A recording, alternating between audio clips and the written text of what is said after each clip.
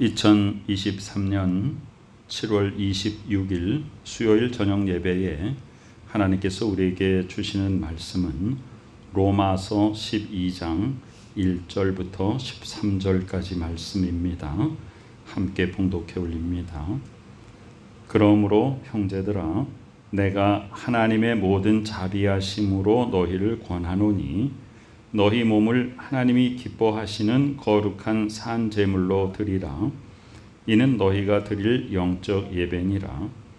너희는 이 세대를 본받지 말고 오직 마음을 새롭게 함으로 변화를 받아 하나님의 선하시고 기뻐하시고 온전하신 뜻이 무엇인지 분별하도록 하라. 내게 주신 은혜로 말미암아 너희 각 사람에게 말하노니 마땅히 생각할 그 이상의 생각을 품지 말고 오직 하나님께서 각 사람에게 나누어 주신 믿음의 분량대로 지혜롭게 생각하라. 우리가 한 몸에 많은 지체를 가졌으나 모든 지체가 같은 기능을 가진 것이 아니니 이와 같이 우리 많은 사람이 그리스도 안에서 한 몸이 되어 서로 지체가 되었느니라. 우리에게 주신 은혜대로 받은 은사가 각각 다르니 혹 예언이면 믿음의 분수대로, 혹 섬기는 일이면 섬기는 일로, 혹 가르치는 자면 가르치는 일로, 혹 위로하는 자면 위로하는 일로, 구제하는 자는 성실함으로, 다스리는 자는 부지런함으로, 긍휼을 베푸는 자는 즐거움으로 할 것이니라. 사랑에는 거짓이 없나니 악을 미워하고 선에 속하라. 형제를 사랑하여 서로 우애하고 존경하기를 서로 먼저 하며 부지런하여 게으르지 말고 열심을 품고 주를 섬기라. 소망 중에 즐거워하며 환난 중에 참으며 기도에 항상 힘쓰며 성도들의 쓸 것을 공급하며 손 대접하기를 힘쓰라. 아멘. 로마서는 크게 11장까지와 12장부터로 둘로 나누어집니다. 11장까지가 교리 부분이고요. 12장은 그러면 그리스도인 어떻게 살 것인가, 그리스도인의 생활에 대한 부분입니다. 12장 1절에 그러므로 라고 하는 것은 지금까지 우리가 하나님의 은혜를 깨닫고 거저 주시는 은혜의 선물인 믿음으로 말미암아 우리가 예수 그리스도를 믿고 우리가 그것을 입으로 시인하여서 내가 구원받고 하나님의 자녀가 되었다. 자, 이제는 그러면 하나님의 자녀가 천국 시민이 된 우리는 어떻게 살 것인가? 형제들아, 혈통상의 형제가 아니라 믿음의 형제들. 믿기만 하면 이방인도 구원받고 이방인도 아브라함의 후손이 되는 놀라운 믿음의 혈통의 비밀, 그것을 이미 말했죠. 로마서는 이방교회에 쓴 편지니까 여기 형제들아라고 하는 것은 혈통상 유대인을 말하는 것이 아니라 믿음으로서 형제된 이방인 성도들을 말하는 것이죠. 내가 하나님의 모든 자비하심으로 너희를 권하노니, 자, 첫 번째 말씀이 뭐냐면 너희 몸을 하나님이 기뻐하시는 거룩한 산 제물로 드리라 했습니다. 우리가 로마서와 야고보서를 비교하면서 이야기를 많이 합니다. 로마서는 믿음을 강조하고 야고보서는 행실을 강조했다. 이렇게 좀 극단적으로 나누어 생각하는 경향이 있습니다. 그러나 그것은 너무 말 그대로 극단적인 해석이죠. 로마서에서 행실을 그러면 중요하게 생각하지 않느냐? 야고보서에서 믿음을 중요하게 생각하지 않느냐? 절대로 아니죠. 그래서 로마서 12장에서 그리스도인의 새 생활에 대해서 말하면서 첫 번째 메시지가 뭐냐면 우리의 몸이라는 건 관념이 아니죠. 생각이 아니죠. 움직여야 됩니다. 몸을 하나님이 기뻐하시는 거룩한 산 제물로 드리라. 살아있는 제물로. 우리의 삶 자체가 예배가 되어라. 이는 너희가 드릴 영적 예배다. 우리가 예배 그러면 어떤 예배 시간을 정해놓은 그때 어느 장소 예배당 거기만 예배가 아니라 우리의 삶 자체가 진짜 예배죠. 살아있는 제물입니다. 자, 2절에 보니까 이 세대를 본받지 말아라. 우리는 세상 속에 살고 있는 구별된 하나님의 백성들입니다. 그래서 이 세상을 본받지 아니하고 하나님의 말씀을 따라 살아가는 하나님의 자녀들입니다. 오직 마음을 새롭게 함으로 변화를 받으라 그랬습니다. 변화는 내 스스로 내 의지로 하는 것이 아니라 순종함으로써 변화를 받는 것입니다.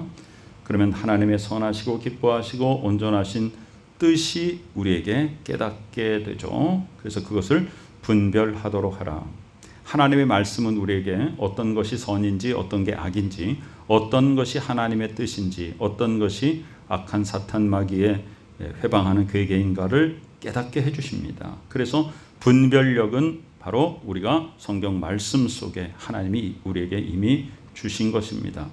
그래서 말씀을 묵상할 때 우리에게는 분별력이 더욱더 커지게 되는 것이죠. 그래서 무엇이 하나님을 기쁘시게 하는 것인가 우리에게 분명히 알려주십니다. 내게 주시는 은혜로 말미암아 너희 각 사람에게 말하노니, 바울은 하나님이 나에게 은혜를 베풀어 주셔서 이제 그것을 내가 여러분들에게 나눕니다. 마땅히 생각할 그 이상의 생각을 품지 말고, 이 세상에서 우리는 무엇을 깨달아야 되는가? 하나님이 지으신 피조물이다. 하나님이 하나님의 목적과 계획에 따라서 나를 이 땅에 보내주셨다. 그러니까 마땅히 생각할 그 이상의 생각을 품으면 그것은 인간적인 욕심입니다. 하나님께서 나에게 어떤 삶을 살기를 원하십니까? 그래서 2절에 나오는 바로 중요한 것이 하나님의 선하시고 기뻐하시고 온전하신 뜻이 무엇인가를 깨달아야 됩니다. 그래서 그 이상의 마음을 품지 말고 인간적인 세상적인 욕심을 품지 말고 우리는 우리의 주어진 삶에 족하게 감사하게, 그것이 은혜입니다. 오직 하나님께서 각 사람에게 나누어 주신 믿음의 분량대로 지혜롭게 생각하라. 이 세상에는 수많은 사람들이 살고 있고 그 수많은 사람들은 하나님께서 각자에게 각 사람에게 나누어 주신 삶의 모습이 다 서로 다릅니다. 그런데 이 세상에서는 이 세상적인 관점만 바라보고 명예나 물질이나 세상적인 것을 향하여서 나아갑니다. 남과 경쟁합니다. 남을 딛고 일어서야지 성공했다고 말합니다. 그러나 우리 그리스도인들은 하나님이 우리에게 각자 주신 믿음의 분량이 있습니다. 그대로 그 안에서 나를 만드신 토기장이신 하나님의 손에 의해서 빚어진 질그릇으로서 하나님의 목적에 맞게 하나님의 계획과 섭리에 순종하여서 그 이상의 생각을 품지 말라. 우리 인간적인 욕심을 가지고 살지 말라. 우리는 또 연합하는 존재입니다. 우리가 한 몸에 많은 지체를 가졌다. 우리 몸이 손도 있고 발도 있고 눈도 있고 귀도 있고 다 서로 다른 기능을 가지고 있죠. 이와 같이 우리 많은 사람들이, 주의 성도들이 그리스도 안에서 한 몸이 되어서 서로 지체가 되었다. 그래서 예수 그리스도를 머리로 모시는 우리가 다 지체된 그런 예수 그리스도의 몸을 이루는 것이 교회이죠. 그러면 우리는 각자 어떻게 하나님 앞에 순종할 것인가? 우리에게 주신 은혜대로 받은 은사가 각각 다르니, 우리가 은사 그러면 뭔가 대단한 영적인 능력을 은사라고 생각하기 쉽지만, 은사라는 성경의 원어는 카리스입니다. 카리스는 영어로 기프트입니다. 선물입니다. 그래서 우리에게 주신 은혜대로 받은 선물이 각각 다르니 이렇게 번역하면 전혀 문제가 없고, 어떤 의미로서는 은사라는 말을 이제 좀 빼고 선물로 바꿔야 되지 않을까 이런 생각도 듭니다. 왜 그러냐면 우리가 은사 그러면 뭔가 막 성령 충만해가지고 영적인 능력이 일어나고 막 이런 것을 은사라고 생각하는 선입견을 가지고 있기 때문에 은사의 원뜻은 선물입니다. 자, 우리에게 주신 선물이 각각 다르다. 자, 선물은 누가 주인입니까? 선물을 주시는 분이 주체가 됩니다. 선물을 주시는 분의 마음에 의해서 각자에게 서로 다른 선물 주시는 분이 나눠주는 것입니다. 선물은 내가 뭔가를 해서 받는 게 아닙니다. 선물은 말 그대로 은혜입니다. 그냥 주시는 분이 나한테 이거 가지라고 주는 거예요. 우리는 아멘 하고 받기만 하면 됩니다. 그런데 거기에 각각 다른 선물, 다른 은사를 주셨습니다. 예언의 은사 주셨습니다. 섬기는 일도 은사다. 가르치는 것도 은사요. 사람을 위로하는 것도 은사다. 또 남을 긍휼히 여기고 물질로 구제하는 것, 그것도 은사다. 또한 남 앞에 서서 어떤 공동체를 이끌어가는 다스리는 일도 그것도 은사다. 남에게 긍휼을 베풀고 위로해주고 다 은사다. 그러면 어떻게 할 것인가? 예언하는 은사를 받은 사람은 믿음의 분수대로, 사실상 이런 은사, 성령의 능력을 받아가지고 교만해져서 잘못돼가지고 이상한 길로 가는 사람들이 꽤 있죠. 많은 이단들이 또 그런 걸로 인해서 생겨납니다. 그러니까 이 중에서 보면은 예언의 은사 그러면은 상당히 그런 영적인 영능력이죠. 그런데 그걸 가지고 자기가 갑자기 이상해져 버리는 거예요. 그게 바로 3절에 나오는 마땅히 생각할 그 이상의 생각을 품어버리는 것이에요. 품지 말라 그랬죠. 하나님이 주신 것 이상의 생각을 품지 말라. 그런데 사람이 나에게 막 굉장한 능력이 생기면 그 이상의 생각을 막 품게 되고 자기 자신이 뭔가 대단한 것처럼 그렇게 자꾸 마음에 시험이 들게 되죠.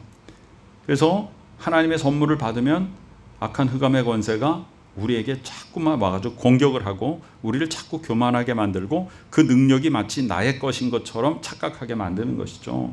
그래서 믿음의 분수대로 해라. 마땅히 생각할 것 이상의 생각을 하지 말아라. 그래서 섬기는 일, 가르치는 일, 위로하는 일, 구제하는 자는 성실함으로 구제하라. 다스리는 자는 부지런함으로 다스리라. 긍휼을 베푸는 자는 어려움에 처해 있는 사람을 위로하고 섬기는 것이죠. 그런데 즐거움으로 해라. 기쁨으로, 억지로 함으로 하지 말아라. 내가 뭘 한 것처럼 하지 말아라. 예수님께서 오른손이 하는 것을 왼손이 모르게 해라. 구제는 그렇게 해야 되죠. 긍휼한 마음은 그렇게 베풀어야 되죠. 자, 그렇게 그리스도인의 삶은 이렇게 연합하여서 하나님이 각자에게 주신 삶의 모습들을 서로 돕고 섬기며 그리스도를 머리로 모시는 믿음의 공동체를 이루어가라는 것입니다. 사랑에는 거짓이 없다. 악을 미워하고 선에 속하라. 예수 그리스도의 복음 메시지의 핵심적인 그 교훈이 바로 사랑이지 않습니까? 사랑으로 하나님의 사랑으로 우리가 구원을 받았고요. 그래서 우리는 사랑받은 자이죠. 그래서 우리는 사랑을 실천해야 됩니다. 그럼 우리는 사랑받은 자는 어떤 삶을 살아야 되느냐? 악을 미워하는 삶, 그리고 선에 속하는 삶을 살아야 됩니다. 선과 악이 함께 공존할 수가 없습니다. 세상과 하나님을 함께 겸하여 섬길 수가 없습니다. 선을 행하는 자는 악을 미워할 수밖에 없고요. 악을 행하는 자는 선을 좋아하지 않습니다. 선하게 삽시다 그러면 악을 행하는 자들에게 배척을 받고 공격을 받게 됩니다. 우리 그리스도인들이 이 땅에 살면서 어려움을 겪는 가장 큰 이유 중에 하나가 바로 세상의 악을 악이라고 말하기 때문이죠. 자, 그리고 우리의 삶은 형제를 사랑하여 서로 우애하고 존경하기를 서로 먼저 하라. 이것이 바로 이타적인 믿음입니다. 나 개인만 하나님 앞에 복 받으면 된다. 다른 사람 돌볼 것 없다. 이렇게 생각하는 것은 진정한 믿음이 아닙니다. 그리스도인들은 정말로 다른 사람을 생각하고 사랑하고 우애하고 존경해야 됩니다. 그런데 어떤 사람들은 저 사람이 나한테 그렇게 안 하는데 내가 왜 하냐 이렇게 하는 사람도 있습니다. 그런데 성경은 우리에게 분명히 뭐라고 그랬어요? 먼저 하라 그랬어요. 먼저 사랑 베풀라, 먼저 존경하라, 먼저 화목하라 그랬습니다. 그 다음에 부지런하여 게으르지 말고 열심을 품고 주를 섬기라. 우리가 신앙생활하고 주를 섬기는 것도 이 세상에서 일하는 사람들이 성실하게 일해가지고 땀 흘려서 그 땀의 대가를 얻는 것과 같이 영적인 부분도 열심으로 부지런하여 게으르지 말고 열심히 하나님의 말씀을 묵상하고 열심히 기도하고 하나님의 뜻을 열심히 깨닫고 열심히 남을 섬기고 하나님이 기뻐하시는 삶이 무엇인가를 자꾸 찾아서 하나님께 올려드리는 산제사의 진정한 삶 속의 예배를 드려야 됩니다. 소망 중에 즐거워하며 환난 중에 참으며 기도에 항상 힘쓰며. 실제로 이 로마서가 기록될 당시에 그리스도인들의 삶은 굉장히 많은 어려움 속에 있었습니다. 여러 가지 공격들이 있었죠. 우상 숭배가 있었죠. 또 정치적인 어려움들이 있었죠. 그 다음에 또 민족적인 인종적인 그런 차별들이 있었죠. 이런 것들이 바로 환난인데, 그러면 환난은 결국은 소망이 있기 때문에 이길 수가 있는 것이죠. 그래서 그리스도인들은 환난을 당하나 온전히 기쁘게 여길 수 있는 것입니다. 왜? 우리에게는 소망이 있기 때문입니다. 환난 중에 참는 것입니다. 인내가 우리를 만들어 갑니다. 우리를 조금도 부족함이 없는 온전한 자로 하나님 앞에 바로 서게 합니다. 기도에 항상 힘쓰라 그랬습니다. 아무것도 염려하지 말고 모든 일에 기도와 간구로 우리의 모든 것을 감사함으로, 아직 받지 않았는데 기도할 때 이미 감사함으로 하나님 앞에 아뢰면 하나님께서 우리에게 놀라운 평강을 주시고 우리의 기도에 응답해 주시는 것을 믿습니다. 또한 우리는 내 것만 가지고 있는 것이 아니라 성도들의 쓸 것을 공급하며, 그 다음에는 이제 손님이죠. 성도들이 아닙니다. 나와 가장 친한 사람들이 아닙니다. 나랑 같은 믿음 생활하는 사람들이 아니라 손님 대접하라. 누군지 모르는 사람이지만 나에게 오는 자를 따뜻하게 대접해라. 그래서 바로 예수 그리스도를, 예수님이 뭐라고 하셨습니까? 지극히 작은 자에게 내 이름으로 냉수 한 사발 주면 곧 나에게 한 것이다 그랬지 않습니까? 그래서 우리는 예수 그리스도를 섬기는 마음으로 타인을 섬기고 대접해야 됩니다. 이것이 그리스도인의 삶의 모습입니다. 하나님의 말씀이 우리 속에, 내 머리에 그냥 지식적으로 깨달아져서는 진정한 믿음이 아닙니다. 그것이 내 가슴을 움직여서 내 마음이 뜨거워져야 됩니다. 그러나 그 상태로 가만히 있어도 아직 믿음이 완성되지 않은 것입니다. 믿음은 바로 내가 머리로 깨닫고 내 마음으로 온전히 내 삶이, 속사람이 변화해서 그것으로서 나의 몸이 움직여서 그 말씀을 실천해야지 진정한 믿음이 되는 것입니다. 우리의 행함을 통해서, 우리의 선한 행실로 우리가 하나님의 자녀임을 증거하며 이 세상을 새롭게 하고 하나님을 기쁘시게 해드리는 복된 주의 자녀의 삶을 사는 우리 모두가 되시기를 간절히 축원합니다. 아멘. 아버지 하나님의 귀한 은혜 감사드립니다. 말씀 받은 대로 깨닫고 그대로 변화받고 그대로 행하여서 하나님이 기뻐하시는 그리스도인의 삶에 열매 맺는 저희들 되게 부족함이 없도록 은혜와 은총을 베풀어 주시옵소서. 지금은 우리 구주 예수 그리스도 귀하신 은혜와 하나님 아버지 크신 사랑하심과 성령의 놀라운 역사하심이 이 시간에 말씀대로 깨닫고 깨달은 바대로 행하여서 하나님의 귀한 뜻을 이루고 많은 사람들을 유익하게 하는 복된 그리스도인 믿음의 권속들의 머리 위에 지금부터 영원까지 함께 계시옵기를 간절히 축원하옵나이다. 아멘.